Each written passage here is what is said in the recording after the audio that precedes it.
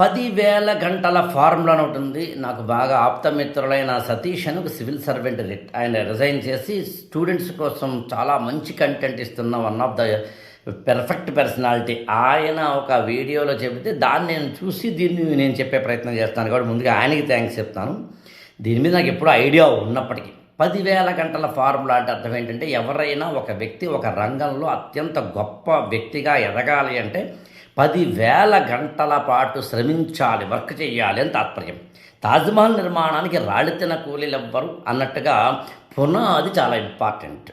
జీవితాంతము 10,000 గంటల పాటు పనిచేయాలని కాదు, ఒక స్థాయికి వెళ్ళిన తర్వాత కూడా 10,000 గంటలు పనిచేయాలని కాదు. నిజానికి అలాగే పనిచేయాలి. కానీ ఒక ఇల్లు కడితే first floor, second floor, third floor, fourth floor, fifth floor అని వేస్తే ఈ ఫిఫ్త్ ఫ్లోర్లోనూ ఫస్ట్ ఫ్లోర్లోనూ ఎక్కడో ఒకడ మనం కాపురం పెడతాం తప్ప గ్రౌండ్ ఫ్లోర్ లోపల కిందన ఉన్న పునాదిలో కాపురం పెట్టాం. పునాదిలో కిచెన్ ఉండదు, పునాదిలో బతకం. కానీ పునాది లేకపోతే మాత్రం పైన ఉన్న 5 ఫ్లోర్లు లేవు.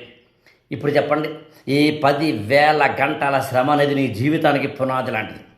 8th క్లాసులో ఉన్న ఒక కుర్రాడు కనుక రోజుకి 8 గంటల పాటు దాదాపుగా 365 రోజులు ఉంటాయి సంవత్సరానికి. అందులోంచి 52 ఆదివారాలు తీసేస్తే దాదాపుగా to the best of my knowledge 313 రోజులు వస్తాయి. 313 ఇంటూ రోజుకి 8 గంటల కనుక వేస్తే కాస్త అటు ఇటుగా 2,868 గంటలు ఎన్నో వస్తాయి. అంటే ఇది సింపుల్గా చెప్పాలి అంటే, ఒక స్టూడెంట్ కనుక రోజుకి 8 గంటల పాటు 10,000 గంటలయ్యేంత వరకు కనుక చదివితే, అంటే 2-3 ఏళ్ల పాటు ప్రపంచాన్ని మర్చిపోయి చదివితే జీవితాంతం ఉపయోగపడే పునాది వేసుకుంటాడు. 5th ఫ్లోర్లో హాయిగా బతకచ్చు. ఇది 10th క్లాసో, 8th క్లాసో, ఇంటర్మీడియటో, డిగ్రీయో, బీటెక్కో, మెడికల్లో, లేకపోతే వీళ్ళకో వాళ్ళకో కాదు. ఐఏఎస్ చదువుతున్న స్టూడెంట్ అయినా, రాజకీయ రంగంలోకి ఎదగాలనుకుంటున్న వ్యక్తి అయినా, సామాజిక రంగంలో ఎదగాలనుకుంటున్న వ్యక్తి అయినా, నాయకుడిగా ఎదగాలనుకుంటున్న వ్యక్తి అయినా, దేశానికి ప్రధానమంత్రి, రాష్ట్రానికి సీఎం అవ్వాలనుకుంటున్న వ్యక్తి అయినా శ్రమించాలి. 10,000 గంటల పాటు శ్రమించాలి. గుడ్డు చాకరీ చెయ్యాలి, బాగా కష్టపడాలి.